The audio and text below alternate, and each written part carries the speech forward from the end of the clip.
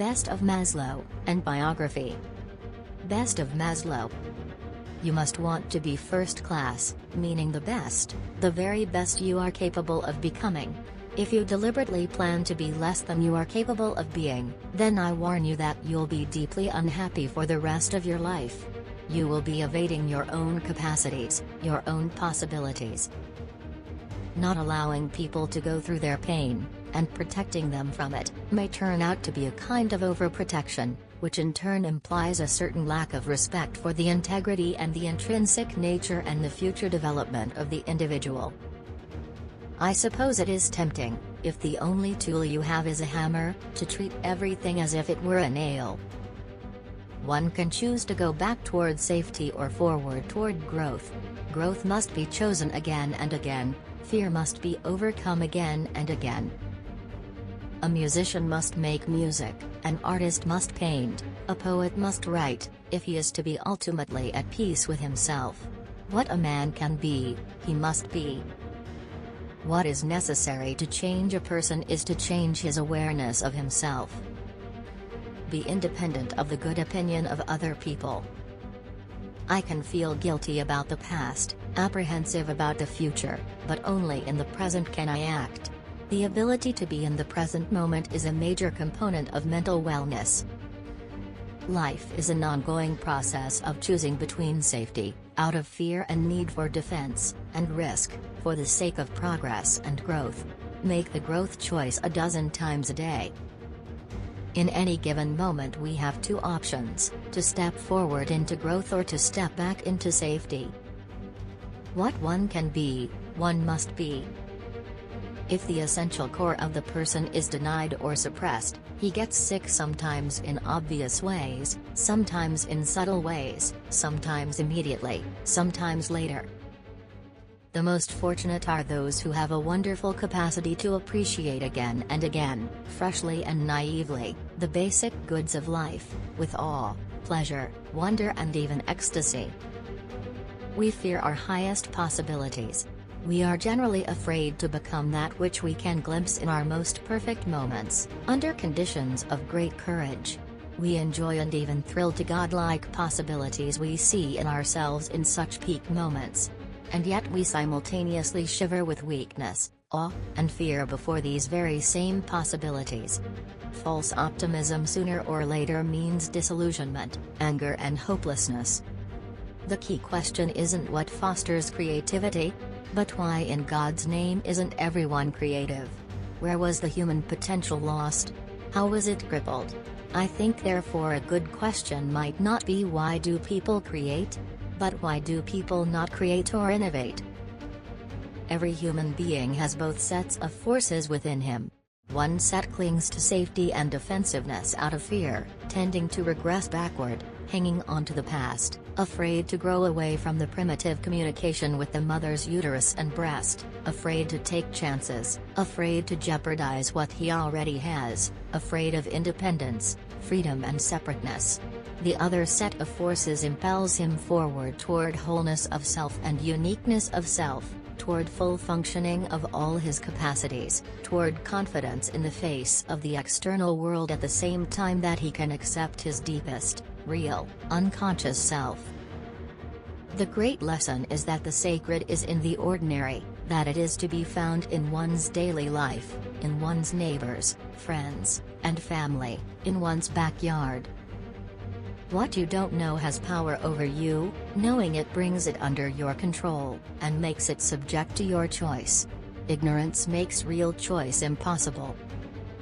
The empirical fact is that self-actualizing people, our best experiencers, are also our most compassionate, our great improvers and reformers of society, our most effective fighters against injustice, inequality, slavery, cruelty, exploitation, and also our best fighters for excellence, effectiveness, competence.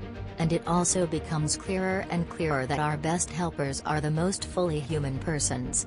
What I may call the bodhisattvic path is an integration of self-improvement and social zeal, that is, the best way to become a better helper is to become a better person. But one necessary aspect of becoming a better person is via helping other people. so one must and can do both simultaneously. Human needs arrange themselves in hierarchies of prepotency. That is to say, the appearance of one need usually rests on the prior satisfaction of another, more prepotent need. Man is a perpetually wanting animal. Also, no need or drive can be treated as if it were isolated or discrete. Every drive is related to the state of satisfaction or dissatisfaction of other drives. The person who hasn't conquered, withstood and overcome continues to feel doubtful that he could. This is true not only for external dangers, it holds also for the ability to control and to delay one's own impulses, and therefore to be unafraid of them. Motivation theory is not synonymous with behavior theory. The motivations are only one class of determinants of behavior. While behavior is almost always motivated, it is also almost always biologically, culturally and situationally determined as well. If the study of the uniqueness of the individual does not fit into what we know of science, then so much the worse for that conception of science. It, too, will have to endure recreation. Biography. Abraham Harold Maslow was an American psychologist best known for his hierarchy of needs theory. Maslow taught psychology at Brandeis, Brooklyn College, the New School for Social Research, and Columbia University. He emphasized the importance of focusing on people's positive qualities rather than treating them as a bag of symptoms. According to a 2002 survey published in the Review of General Psychology, Maslow was the 10th most cited psychologist of the 20th century. Abraham Maslow was born in 1908 in Brooklyn, New York, and was the oldest of 7 children. His parents were first-generation Jewish immigrants from Kiev, which was part of the Russian Empire at the time, now Kyiv, Ukraine, who fled Tsarist persecution in the early 20th century. They had made the decision to live in New York City, in a multi-ethnic, working-class neighborhood. His parents were impoverished and illiterate, yet they cherished education. He had several run-ins with anti-Semitic groups who chased him down and threw rocks at him. Maslow and other young people of his generation struggled to overcome acts of racism and ethnic prejudice in the pursuit of an idealized future based on widespread education and economic justice. Because he rarely got along with his mother and finally developed a strong dislike for her, the tension outside his home was felt inside it as well. He is reported to have said, "What I had reacted to was not only her physical appearance, but also her values and worldview, her stinginess, her total selfishness, her lack of love for anyone else in the world, even her own husband and children, her narcissism, her Negro prejudice, her exploitation of everyone, her assumption that anyone was wrong who disagreed with her, her lack of friends, her sloppiness and dirtiness." He also had few friends, aside from his cousin Will. He grew up in libraries and among books. It was here that he discovered his passion for reading and learning.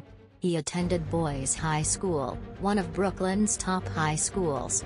Here, he served as an officer in a number of academic clubs and was the editor of a Latin magazine. For a year, he also edited Principia, the school's physics paper. He also developed other skills. Maslow believed that physical strength was the single most defining characteristic of a true male as a young boy, thus, he exercised frequently and began weightlifting in the hopes of becoming a more muscular, tough-looking guy. However, he was unable to achieve this due to his humble-looking and chaste figure, as well as his studiousness. Maslow went to City College of New York after graduating from high school. In addition to his undergraduate studies, he began taking legal studies classes at night in 1926. He despised it and dropped out almost immediately. He transferred to Cornell in 1927, but he dropped out after only one semester due to poor grades and high tuition. He went on to graduate school at the University of Wisconsin to study psychology after graduating from City College. In 1928, he married his first cousin Bertha, who was still in high school at the time. Years before, the two had met in Brooklyn. Maslow's psychology training at the University of Wisconsin was decidedly experimental behaviorist. He pursued a line of research at Wisconsin that included investigating primate dominance behavior and sexuality. Maslow's early exposure to behaviorism left him with a strong positivist outlook. Maslow wrote his master's thesis on learning, retention, and reproduction of verbal material on the advice of Professor Halsey Kaysen.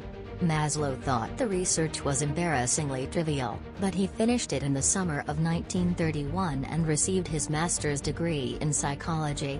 He was so embarrassed by the thesis that he removed it from the psychology library and tore out the catalog listing for it.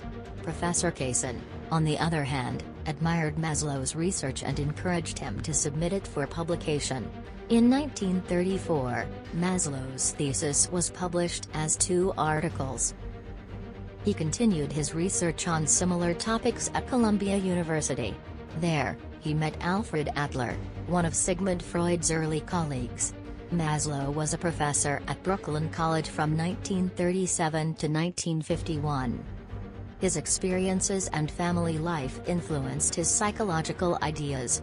After World War II, Maslow began to question the methods used by psychologists to reach their conclusions, and while he did not completely disagree, he had his own ideas about how to understand the human mind.